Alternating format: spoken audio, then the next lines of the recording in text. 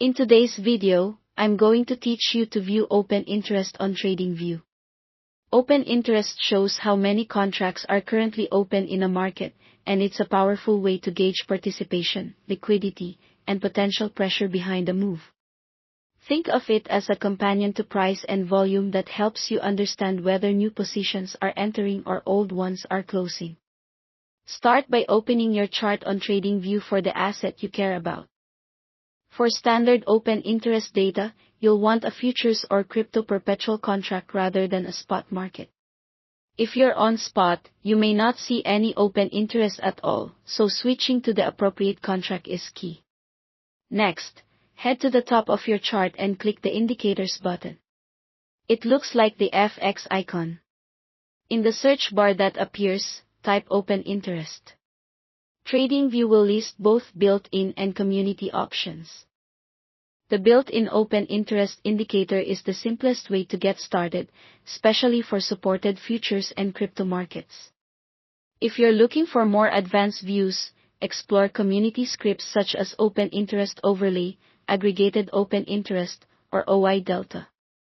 These can add additional context or combine data in different ways, depending on what you need. Click your chosen indicator to add it to the chart. It may appear in a separate pane below price or overlay directly on your candles, depending on the script's default. Either way, you can hover over the indicator's name and open its settings to fine-tune it. In Settings, first confirm you're on the right symbol type. Futures or perpetual contracts are where you'll typically find reliable open interest spot pairs won't report standard OI. If you're analyzing crypto and using a community script, you may see a data source or exchange list. Some scripts let you aggregate open interest across multiple exchanges, which can give a broader read of market positioning. Choose the aggregation or specific venue that matches your analysis.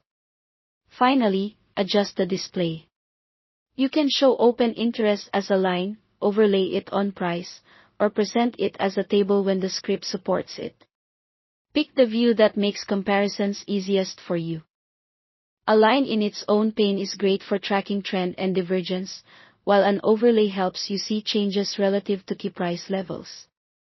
As you work, remember that open interest is different from volume. Rising price with rising OI can suggest new positions entering, while declining OI may point to unwinding.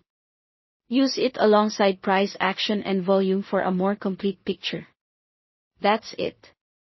You've added open interest to your TradingView chart, explored your indicator choices, and tuned the settings for clarity.